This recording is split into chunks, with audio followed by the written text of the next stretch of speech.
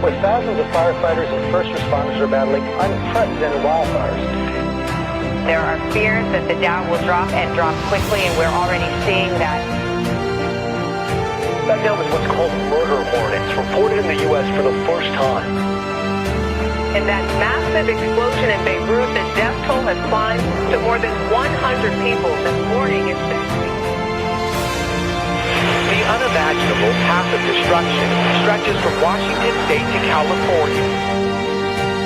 And the president is suspending all travel from Europe to the U.S. for 30 days, excluding the U.K.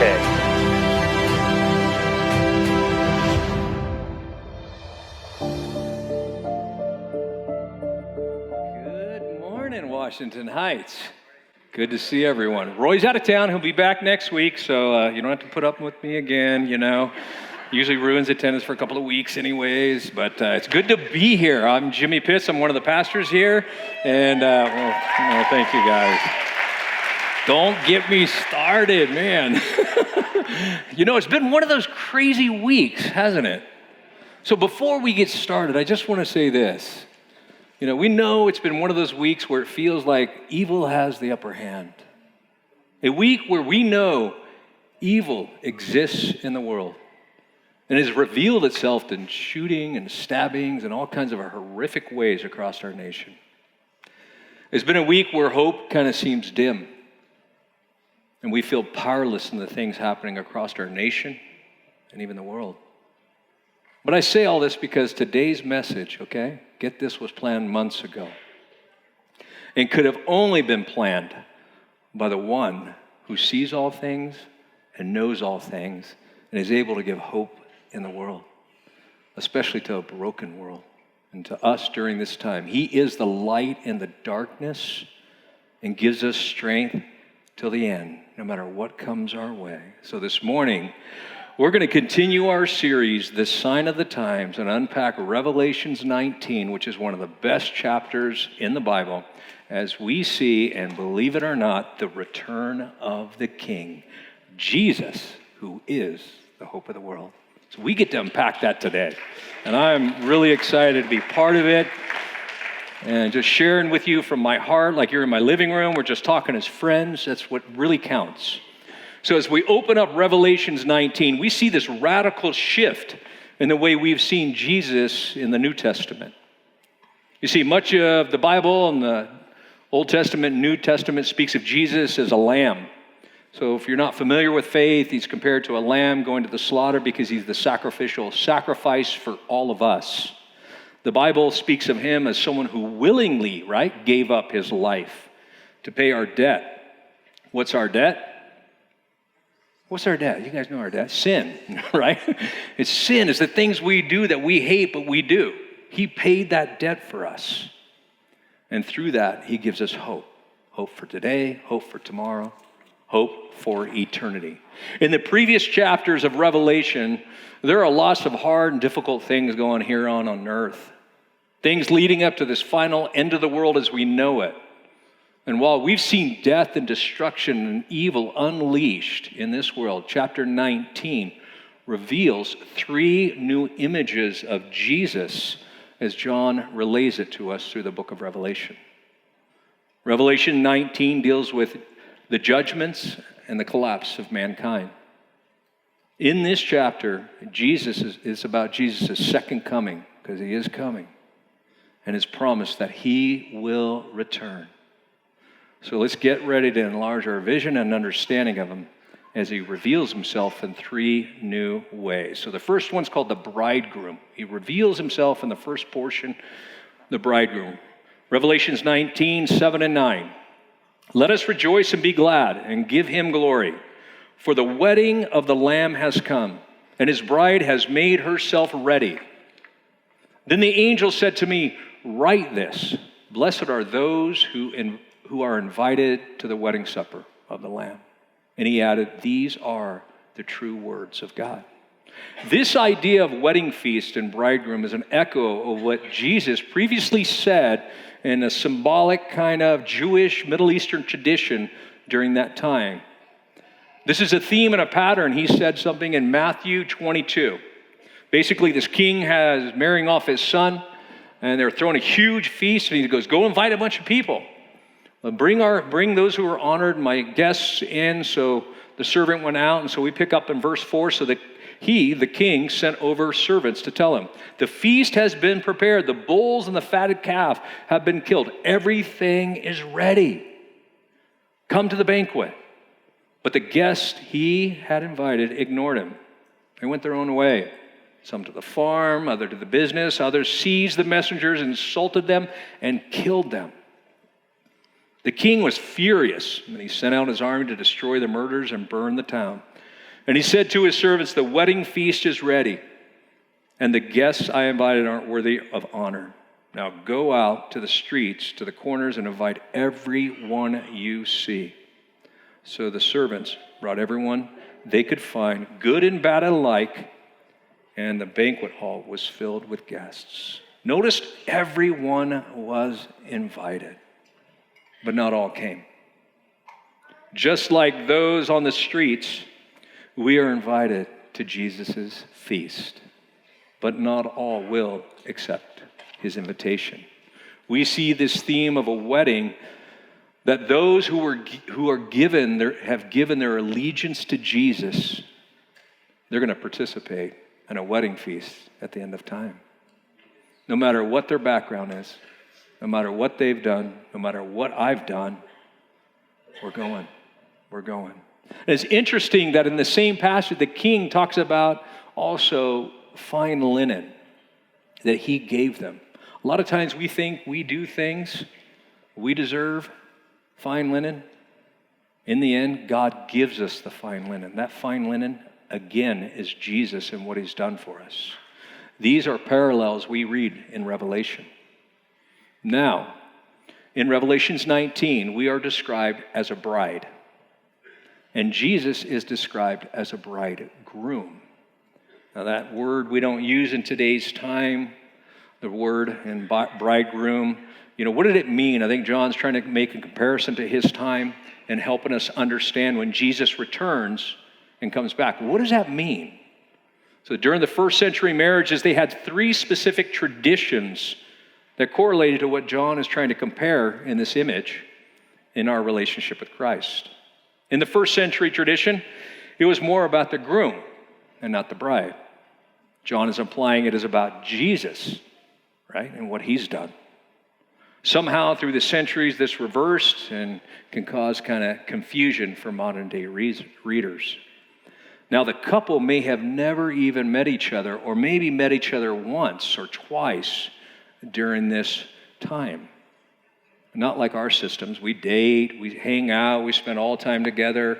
We constantly see each other. Back then, this was something, generally an arranged marriage, which is common still in some countries. In India, I think is about 70% arranged marriages. Kenya, there's still a lot of arranged marriages, and they pay what's called a dowry, which is very unusual for us.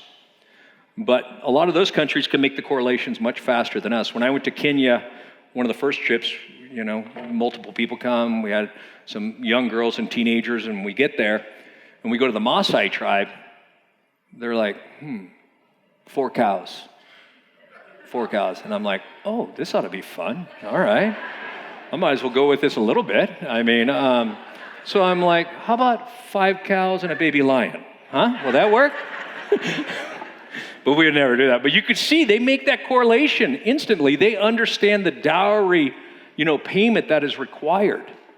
The payment is accepted, and they are betrothed. That is illegal when they're betrothed, and that dowry is paid. It is a legal document of marriage for them.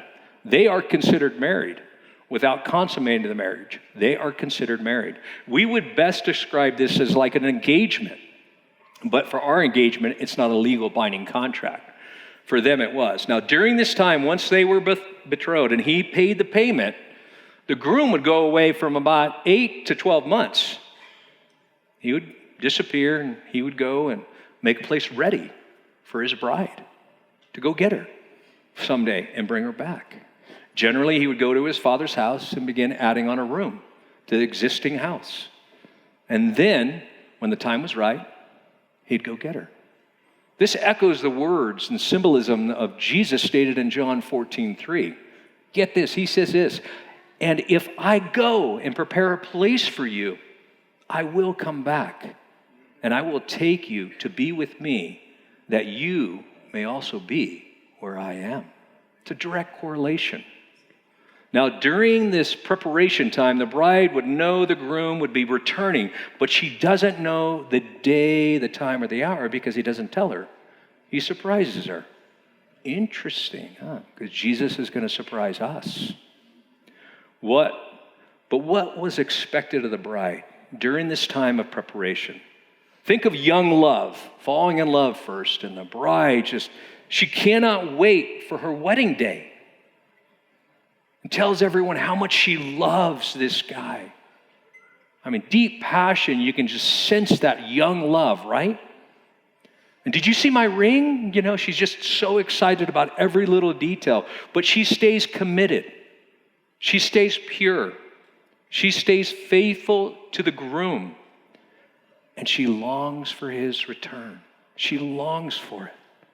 So what does that look like for us? Well, it's not legalism, not a set of rules. It's a devotion. It's a love to our King,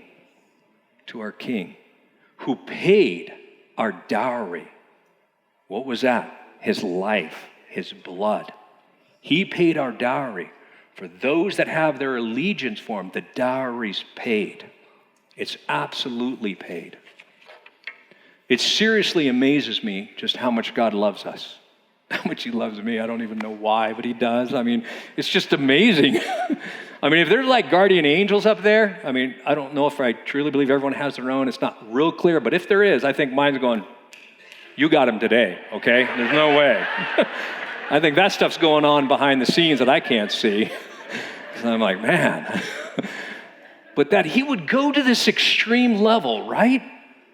God went to this extreme level to bring us back in. To bring us back into him. And while we wait for that return, he asks us to be faithful and true to him alone, and to be his light in a dark world, and to give hope to the hopeless. You know, I was in India this past April, and while I was there, I was preaching at church, and while I was preaching, there was a chef cooking, and he was a Hindu, and he was listening to my message, which I didn't know until afterwards. So after I had spoke, the pastor came up to me and was like, the chef wants to ask you a question, and this is all through a translation, and he's like, do you care if he asks you a question? I go, no, and he's like, he's Hindu. I'm like, well, bring him over, I don't mind. And so he comes up to me and he's like, you know, in India, we have 10,000s of gods. I mean, 10,000s or more. He goes, why do you only believe in one God? I'm like, that's a good point. I look to the pastor and I go, just translate what I'm going to say. Like anywhere, they're like, oh no, you know. And so I go, how many husbands does your wife have? And the pastor's looking at me. I'm like, I know, it feels a little weird, just translate it, you know? And he's like, one. The chef said, one. I go, would you be jealous if she took another? He's like, of course. I go, that's interesting. I go, because God loves you so much, he only wants your love. He goes, I get it. I get it. It's the dowry, the legal engagement phase that we are in right now, waiting for our bridegroom to return so we can celebrate in that feast. John uses this description saying, upon Christ's return, the waiting period is over and the groom, Jesus, has arrived. John, this imagery that John has given us is 100% relational. And God is conveying how much we mean to him. Maybe in your own personal experiences, you know, this image between a marriage and all that is difficult because maybe your experiences, your marriage has been bad, you've had bad marriage experience, bad examples. Sometimes it kind of confuses what God is saying, but God is conveying this intimate relationship, which is supposed to work, and how good it is. He's saying, but I will never fail you. Never. The people may fail you, but I will never fail you. And my love for you, he's saying, is unconditional. It's unmoving. Absolutely. And you know that longing you and I have, that longing to be loved and love? I mean, it goes deep in all of us. Always looking, never getting satisfied, but always looking. Well, someday, that'll be complete upon Jesus' return. And what a day that will be. What a day that will be. Now let's look at the second image Jesus gives us in John and the bride. First is the bridegroom. Second one is the warrior. Revelations 19:11 through 16. And I saw in heaven standing open, and there before me was a white horse, whose rider is called Faithful and True. With justice he judges and wages war. His eyes are blazing fire, and on his head are many crowns. He has a name written on him that no one knows but himself. He is dressed in a robe dipped in blood, and his name is the Word of God. The armies of heaven are following him, riding on white horses and dressed in fine linen, white and clean. Coming out of his mouth is a sharp sword with which to strike down the nations. He will rule them with an iron scepter. He treads the winepress of the fury of the wrath of God Almighty. On his robe and on his thigh, he has written the name King of Kings and Lord of Lords. Many of us might struggle with this image of Jesus going to war bloodied. But remember, he goes to war against evil. There is no love, I think, without justice. In fact, love requires justice, or it's not love. And justice has to be perfect, or it's not love. I know a lot of people may struggle with that idea, but think of the world we live in today. We expect justice, especially if someone does something to us, or someone we love. And I mean, we believe in consequences for actions, especially those who do us wrong, or once again, those who harm those we love. So here, Jesus is executing the perfect right he has to do away with evil, all the evil in this world. He's exercising that perfect right. You know, how many here are Lord of the Ring fans? Okay, we've got to bring that up because it is the Return of the King. Last movie, The Return of the King, there's this scene in there, and J.R. Tolkien was a Christian, so he's using some symbolism, I think, of Christ's return and Christ's rescue a little bit. In this one scene, a small army rode out to face an army probably 100 times greater and larger than them.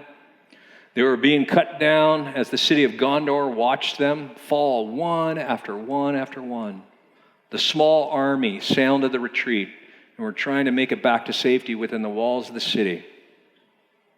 But the dragons were unleashed, and it was too much. They were just picking them off. Seeing the situation, it looked like defeat was inevitable until Gandalf, the guy who represents the good, shows up on the scene. He gets on his horse, white horse, starts riding towards them, wearing white, raises his staff to the sky. A white, brilliant light blinds the dragon, pushes evil back, and saves the guys.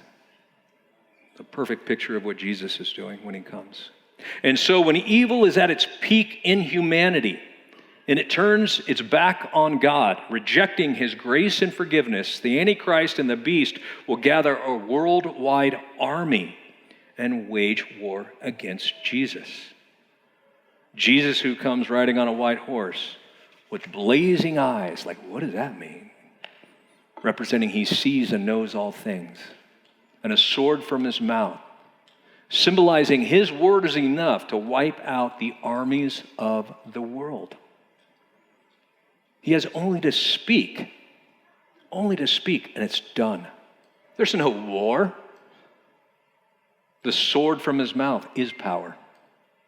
He has no casualties. He has no friendly fire, no weapons. It's only his word. Notice those riding with him are dressed in fine linen, Well, who goes to war wearing fine white linen, with no weapons? Those who are witnessing their king taking evil out.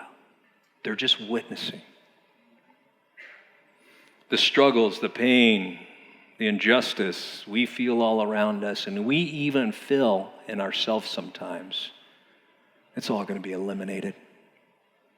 For Jesus is not only the bridegroom who came to love you and love me at a whole new level of unconditional love for eternity, he's also the warrior who will eliminate evil now and forevermore when he returns. Let's take a look at the third and final image of Jesus that John gives us. He's the bridegroom, the warrior, and now he's the king. He's the lover, the protector, now he's the ruler. Revelations 19:16. And on his robe and on his thigh he has the name written, King of Kings and Lord of Lords.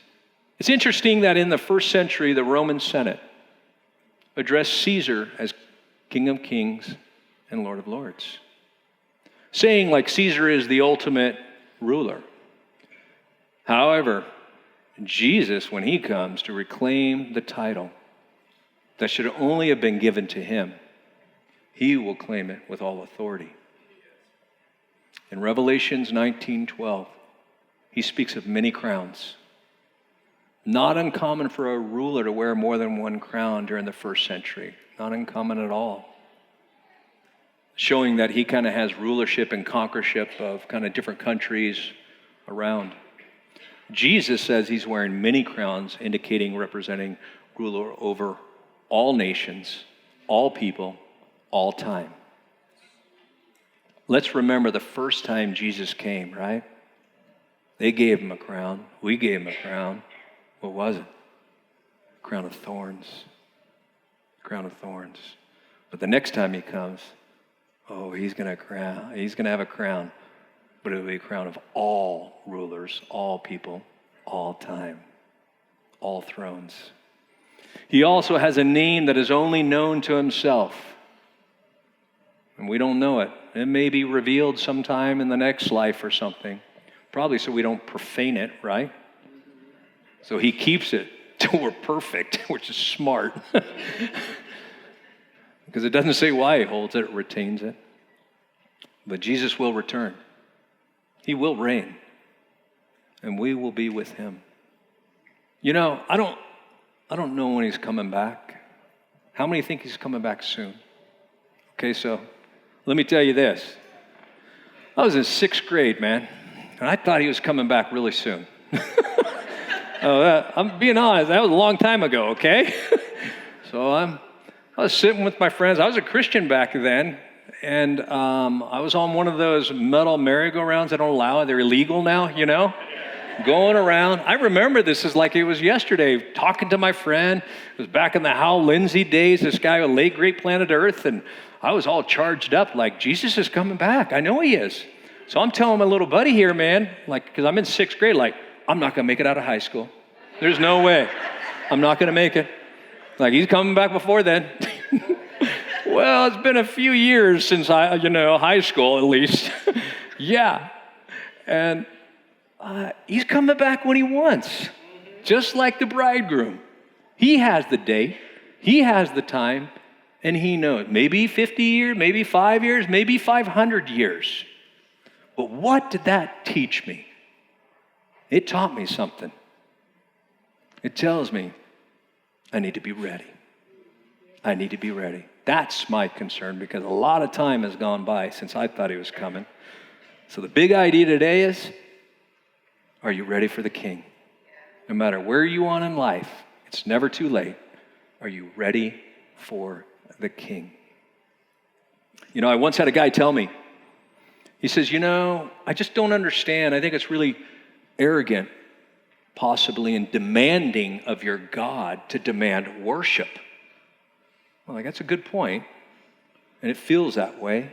I go, but can I ask you a question? If he's worthy of it, whose arrogance is it then? It would be mine, right? It would be yours. And that's the key point, is to find out and to know. Jesus didn't come to control us. He came to free us. Is Jesus, King Jesus, is he Lord over you? Is there something you're holding, especially onto, that maybe you should give to the King today? Does Jesus need to be Lord over your life? Are you serving even other kings? Wandering the world, trying to even find purpose? As the band closes with a song, because it's going to be an awesome song and a way to celebrate our King, I'm going to ask you to do something we usually don't do, but you don't have to either. You can stay where you are. But if you're needing hope, if darkness has clouded your way, if you're struggling in fear, if you need to give it all to Jesus or need his peace, I would invite you just to come forward, stand. Just give it to your King. No embarrassment. No one's going to pray with you because you're going to talk to your King. But give it all to him because he is coming and he wants us to be ready.